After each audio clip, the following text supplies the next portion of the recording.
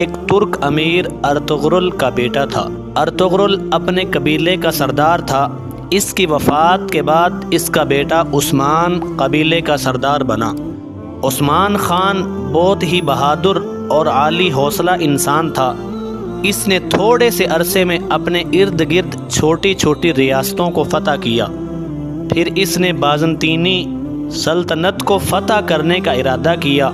تقریباً 12 سال تک وہ جنگ کرتا رہا اور آخر کار بازنطینی سلطنت کے اہم قلعے یکے بعد دیگرے فتح کر کے اپنی فتوحات کا دائرہ بحر اسود کے ساحل تک پھیلا دیا اور ینی شہر پر قبضہ کر کے اپنا دار السلطنت بنایا۔